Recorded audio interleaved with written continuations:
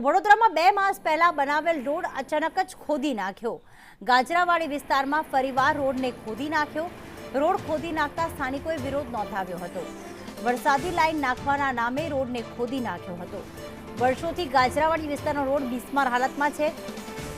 હમણાં 2 મહિના પહેલા નવો રોડ બનાવ્યો એટલે સ્થાનિકોને રાહત થઈ કે હાશ આખરે સારા રસ્તા મળ્યા ખરી, પણ અચાનક ખોદી નાખવામાં આવ્યું અને કારણ એ બતાવવામાં આવ્યું કે વરસાદી લાઈન નાખવાની હજી બાકી છે, જેના કારણે હવે પરિસ્થિતિ જે 2 માસ પહેલા હતી, વર્ષોથી હતી, તે ઠેરની ઠેર થઈ ગઈ છે। નવો રોડ મળ્યો હોવા છતાં પણ ફરી વખત અત્યારે ખાડાવાળો રોડ લોકોએ, વાહન ચાલકોએ ઉપયોગ કરવો પડે છે। મુખ્યમંત્રી વડોદરામાં એકવાર આવ્યા હતા અને કહ્યું હતું કે વડોદરાનો વિકાસ હજુ જોઈએ એટલો થયો નથી, અને ત્યારબાદ તેમણે ફરી એકવાર કહ્યું કે જે ફંડ સરકાર આપે છે નગરપાલિકાઓને, તે ફંડનો બી કરકસરપૂર્ણ ઉપયોગ થવો જોઈએ, પરંતુ વડોદરામાં મહાનગરપાલિકાના સત્તાધીશો આ વાત માનવા તૈયાર નથી, કારણ કે ક્યાંક કોન્ટ્રાક્ટરો સાથે મિલીભગત છે। કારણ કે 2 મહિના પહેલા જ આ રોડ બનાવવામાં આવ્યો અને 2 મહિના વચ્ચે જ આ રોડ ફરી ખોદી દેવામાં આવ્યો, એટલે કે જે પ્રજાના નાણાંનો વેડફાટ છે તે હજુ પણ થઈ રહ્યો છે। હવે ફરી એકવાર વરસાદ આવશે, ફરી એકવાર ભૂવાઓ પડશે, ફરી એકવાર રોડનું સમારકામ થશે અને ગાજરાવાડીનો રોડ વર્ષોથી આ પ્રમાણે જ ખોદવામાં આવ્યો છે અને અહીંના લોકોને કાયમ રોડની સમસ્યાઓ છે। સ્થાનિકો સાથે વાત કરીએ। ये जो रोड है ये कब बना और ये क्यों खोदा गया है? अभी साहब दीपावली पर रोड बना। मेरा कहने का मतलब है ड्रेनेज लाइन, पानी की लाइन डालना है, पहले डाल के फिर रोड बनाओ ना। एक बार रोड बना दिए फिर उसको खोदे, अभी 2 महीने 4 महीने में ऐसा, तो पब्लिक कितना हैरान होता है। अब पैसा किसका है? पैसा हमारा है, हमारे परिवार का है। बड़ौदा मेरा परिवार में मानता हूँ, अपना परिवार मानता हूँ।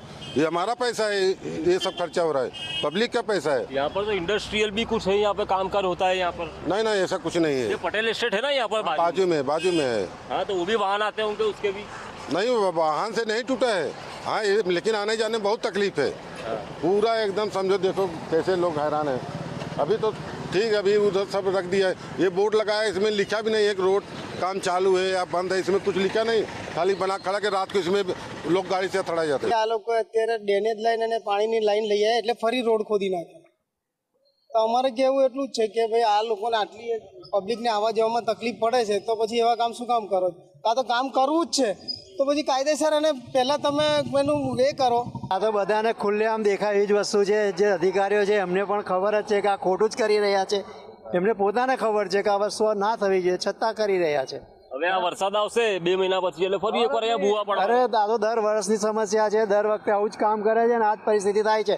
અહીંયા ચોમાસામાં છે ને નીકળવા માટે તમારે એટલી તકલીફ પડે છે કે અંદર ખાડા પડ્યા હોય ને તો સ્કૂટરો અને ગાડીઓ અંદર દબાઈ જાય છે। 2 મહિના પહેલા જ આ રોડ બન્યો અને ત્યારબાદ ફરી એને ખોદી નાખવામાં આવ્યો વરસાદી ગટર નાખવાના કામે। તો પછી જ્યારે આ રોડ બન્યો ત્યારે એ કામગીરી કેમ ન થઈ ત્યારે સવાલ છે, પરંતુ ભલે સરકાર કે મુખ્યમંત્રી ચિંતા કરતા હોય વડોદરાની, પરંતુ સ્થાનિક તંત્ર પ્રજાના નાણાંનો વેડફાટ ક્યાં થાય બસ તેની જ તેઓ દરકાર રાખે છે અને એ પ્રકારની જ કામગીરી અને ભ્રષ્ટાચાર વડોદરા શહેરમાં જાણે થઈ રહ્યો છે। કેમેરા પર્સન નિકેશ વોડન સાથે કુણાલ શર્મા,